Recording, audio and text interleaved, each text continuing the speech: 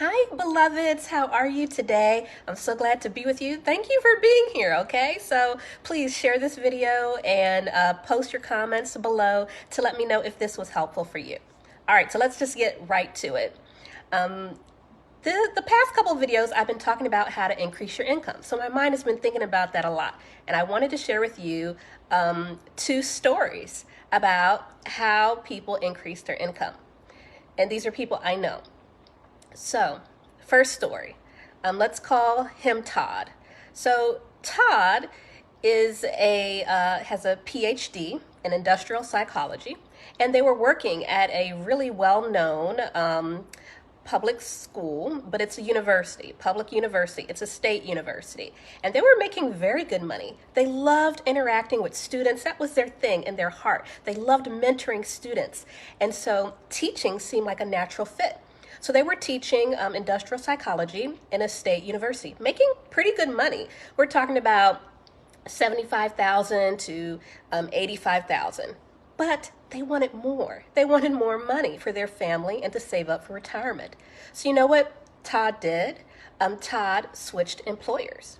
He switched from working at a state university where he got great benefits and he was happy, but it was just the money that was the issue.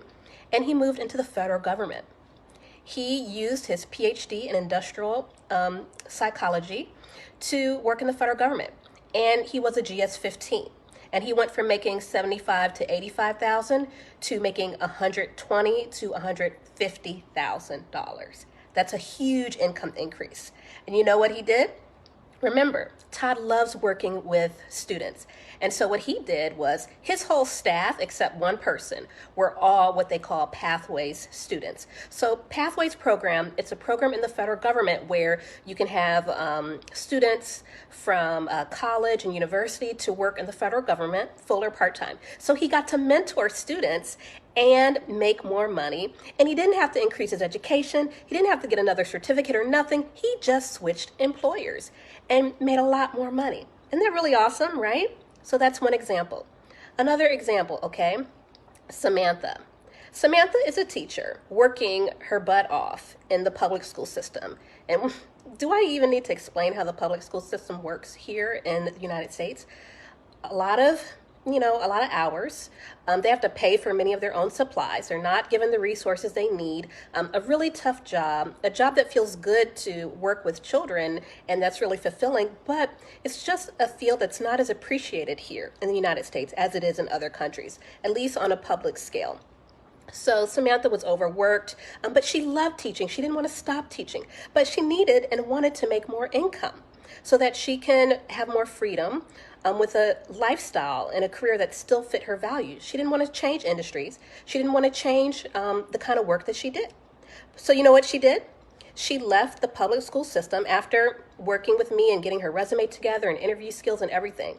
She left the public school system and went into the private school system where her income increased about 40% okay? Better benefits, and she had more time off and less students and still got to teach, okay? So just by switching employers, these are two stories about how people were able to increase their income. So think about this for yourself. How might you switch employers and still do the same thing that you're doing now pretty much without having to get more education, without having to change much on your resume? But you would probably want to adjust your cover letter to really talk about why you want to move from this kind of environment to another environment, even though it's doing the same thing. For this kind of move, the cover letter is the key, okay? All right, so hope that was helpful for you. Hope you enjoyed that. Please give me your comments below to let me know any questions you have. I'm happy to answer questions. But until then, I'll see you next time, beloveds. Take care. Bye-bye.